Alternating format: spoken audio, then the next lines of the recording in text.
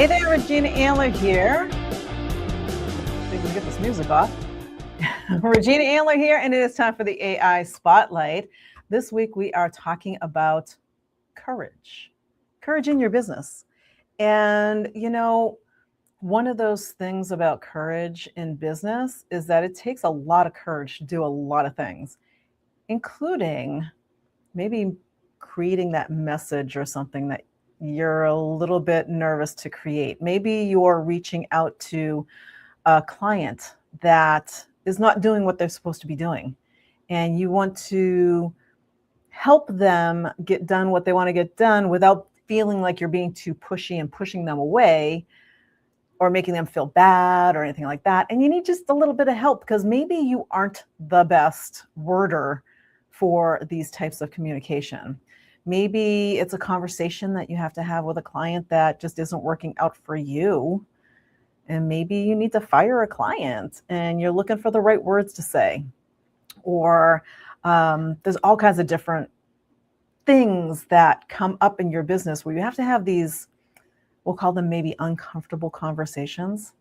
This is where AI can come in very handy to help you out. So I'm going to do just one example today. I'm going to bring up my pal, Chatty. I am going to open up a temporary chat so that my Chatty doesn't interfere for, what it knows about me, because it knows me very, very well. And let's just say we're going to start with maybe it's something like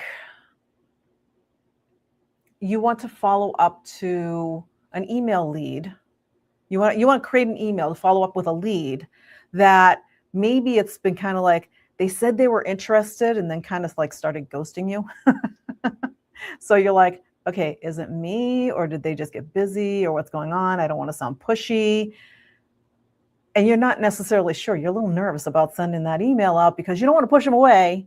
But then again, you want to keep them engaged as well.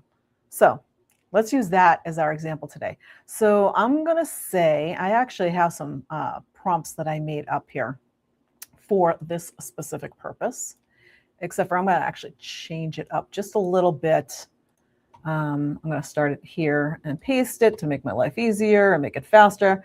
Write a follow-up email lead to follow up to a lead that a lead for my consulting services that has gone cold. So that might just be like a generic message that you put out there, right? So let's see what it comes up with. So here's a professional email follow-up. Checking in, subject line. Hi, I hope you're doing well. I wanted to check in and see if you had a chance to think about our previous conversation. I know things get busy, so I completely understand if it hasn't been a priority. I also wanted to reach out because I believe there are opportunities where my consulting services could help you save time, improve results, and solve some of the challenges we discussed. I don't know about you, but this sounds pretty canned, pretty generic. And it goes into, would you be available for a 15-minute call? All right. Let's change this up just a little bit. And I do have a prompt that I wrote out for this one, and we're going to use it as is. So see how this is like really super generic? It's good. But number one, does it sound like you? And number two, if you saw a subject line that says checking in, would you open it? You might have the courage to hit go and send on this message, but is anybody actually going to read it? You want to feel comfortable that what you're sending is you, right? So write a short, warm follow-up email to a lead named Sarah who inquired about my coaching program 3 weeks ago and went quiet. I don't want to sound pushy. I just want to check in and remind her that I'm here. Keep it casual, like a text from a friend, under 100 words. Completely different context going into this email. Now we still have just checking in. I don't know that I'd use that. Hi, Sarah. I hope you're doing well. I wanted to check in since it's been a few weeks. No pressure at all. I know life gets busy. I was thinking about our conversation and wanted to let you know I'm still here if you have any questions or if you'd like to chat more about the coaching program. Whenever the timing feels right, I'd be happy to help. Now that one feels a lot warmer, right? It feels a lot more comfortable. And maybe for Sarah on the other end, she's like, okay, she's not being pushy. She's not pushing me into a call. She's not saying, click here to pick a time on my calendar or anything like that. So it helps you be more confident and have the courage to send it out, knowing that you'll get a better response. Now, again, AI, ChatGPT, whichever you're using, whatever AI tool you're using to create your text copy, it's the starting point. It is not the final copy that goes out. That's where you come in. Never, ever, ever send it straight out from the AI. I mean, even if the AI really, really knows you, my ChatGPT knows me really well. And yet, every single time I have it create something, I still go in and update it. And it knows my updates. So it actually keeps adjusting my voice, because I'll tell it, here's the one that I updated, and I'll put that in there. I said, remember this voice for future emails. So they get closer and closer, but I'm still doing tweaks inside of there to make it sound more like me. So if you're like me and you're writing lots of emails and lots of posts and lots of follow-ups, it could even be in a messenger chat, right? So you could create a messenger chat where it's like, it's not going to be a whole big thing like this, but you want to have that little one-liner that you're sending out maybe to a group or to an individual, and you want it to sound, professional but warm and caring, maybe, depending on what the purpose of the message is. And you need to have the courage that when you hit that send button, you're not going, oh my God, why did I send that? So if you've ever done that, you know that feeling, right? So this one is so much nicer. However, I'm going to do this maybe just a little bit. I'm going to add this one little prompt that I like to play around with. And this is something that I do all the time if the message isn't quite the way I want it. Make this sound more like me. I'm direct, warm, and I use short sentences. So let's see what it does.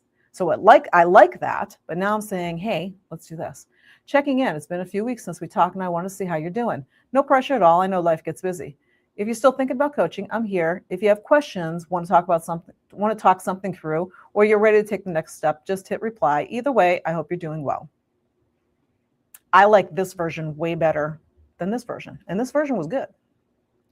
But see, all I did was say, make this sound more like me.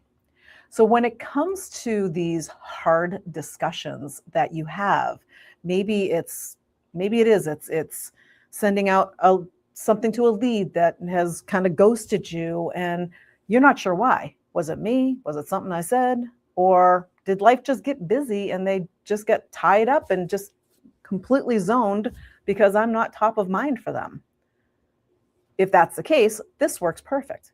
If you have something where it's like, you have a difficult client that you're working with and you need to craft something that you still want to keep warm and friendly. Maybe they've been a client for a while and you need to carefully and purposefully maybe let them know that maybe you're not the right person to help them moving forward. Then you have AI craft that for you. Because I don't know about you, I am not a wordsmith when it comes to some of the stuff. This is what I love AI for. AI starts it for me.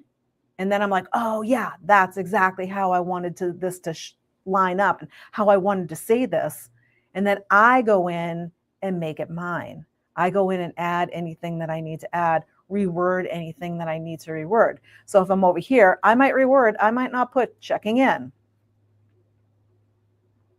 I might put the email something like, following up from our conversation or something like that, follow up from our conversation on this day or something like that. Something that's going to make Sarah here open the email and not just throw it into the trash bin, right? So you want to change it up for whatever it is. I don't know that I'd say take care. That's not what I normally say when I'm at the end. And I'm going to put my name there. Either way, I hope you're doing well. I might say, have a great day or something like that. I'm going to say something that I would say. So I'm going to change this up just a tiny bit. But now that email that I was going, okay, I've been putting it off, which is lack of courage, by the way. So we're talking about courage this week. So it's that lack of courage to actually create it and hit that send button. So I'm going to go create it now. Let AI do the heavy lifting of, okay, just put it together for me. And then, oh yeah, that's exactly how I want to say this. I love that. That sounds perfect. I'm going to change up a few little things.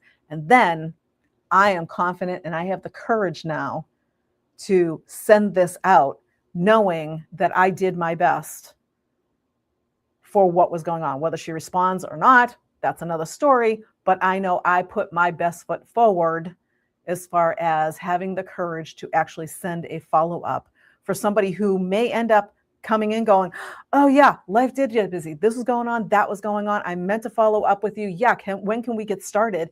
She might become your best client, right? So don't discount the people out there that you need to follow up with, or the people that you need to let go, or those hard conversations that you need to have that you just aren't quite sure how to word. AI is perfect for helping you go through them. You just want to make sure you're putting in you. So this one here, make this sound more like me. I am direct, warm, and I use short sentences. That's very specific context for AI to say, oh, okay, all right, so you like this one, but okay, let's make it more casual, warm, direct. Use the short sentences. Whatever it is that your style is, that's what you want to do when you're prompting AI for anything, whether it's creating this kind of stuff or anything else that you're doing. Be very specific with the context that you're giving it, and you will get a much, much better result. So that's what I have for you today. And my challenge for you today is have the courage to go out and create that communication that you've been putting off, whether it's a sales communication, whether it's a follow-up communication, whether it's a you have to fire a client conversation, whatever it is that you've got going on, have the courage to get it done today. That's what I've got for you today. We'll see you next time on the AI Spotlight. Bye for now.